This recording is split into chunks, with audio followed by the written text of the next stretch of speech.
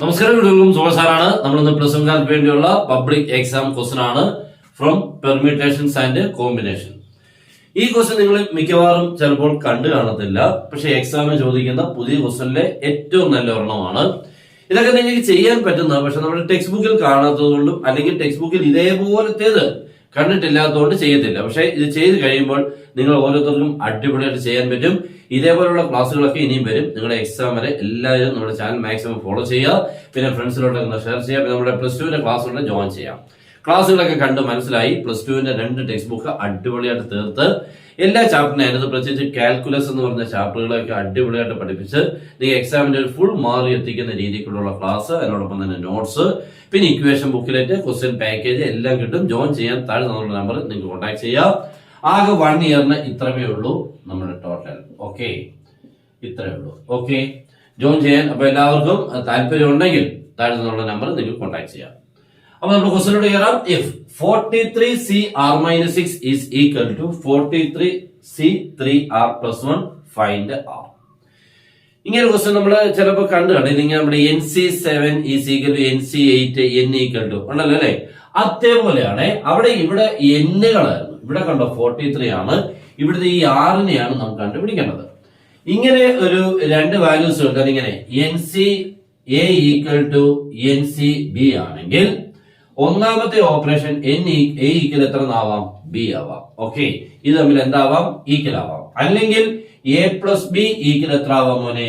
N ആവാം. ഇങ്ങനെ 2 options ഉണ്ട് കേട്ടോ. NCA ഈക്വൽ ടു NCB എന്ന് എവിടെയെങ്കിലും എഴുതി കഴിഞ്ഞാൽ ഒന്നുകിൽ ഈ A ഈക്വൽ ടു B ആവാം, അല്ലെങ്കിൽ A + B equal to N ആവാം. ഈ 2 കണ്ടീഷൻസ് ഉണ്ട്. ഇവിടെ നമുക്ക് ഇതിൽ ഏതാണ് ഉപയോഗിക്കാൻ പറ്റുന്നത് നോക്കാം.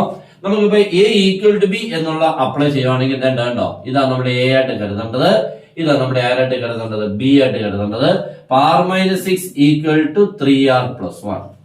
ഇവിടെ 6നെ നമ്മൾ കണ്ടുപിടിക്കാൻ ശ്രമിച്ചാൽ R എഴുതി, ഈ +3R ഇപ്പുറത്ത് വന്നാൽ -3R ഈക്വൽ ടു 1 എഴുതി, ഈ -6 അപ്പുറത്ത് വന്നാൽ +6.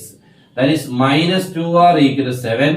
R is equal to 7/-2 is not possible. അപ്പൊ R ന്റെ വാല്യൂ -7/2 ആയതുകൊണ്ട് അത് പറ്റത്തില്ല. അപ്പോൾ ഒന്നാമത് ഈ ഓപ്ഷൻ വെച്ചുകൊണ്ടുള്ള പണി പറ്റത്തില്ല. ഓക്കെ, നെക്സ്റ്റ് നമ്മൾ A + B equal to N. ഈ മീൻസ് ഈ 2 പേരുടെ ആഡ് ചെയ്താൽ ഇത് കിട്ടുന്നു എന്നുള്ള കണ്ടീഷൻ ചെയ്യാം.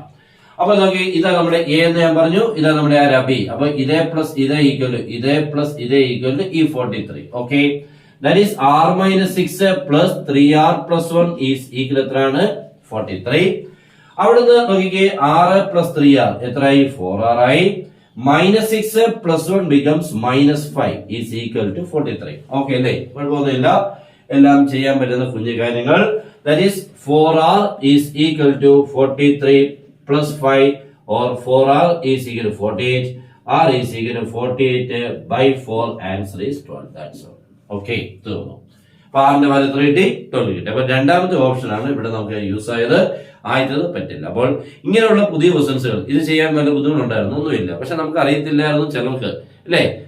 പിന്നെ കുറച്ച് പേർക്കൊക്കെ അറിയാമായിരിക്കാം. എന്നാലും ഒരു പുതിയ ക്വസ്റ്റൻ ആണ്. ഇങ്ങനെയുള്ള പുതിയ ക്വസ്റ്റൻസുകളൊക്കെ പഠിക്കണം. മറ്റേ നമ്മൾ എപ്പോഴും ഇങ്ങനെ ചെയ്തത് ഇങ്ങനെ കണ്ടുകൊണ്ടേ ഇരിക്കുകയാണ് കേട്ടോ.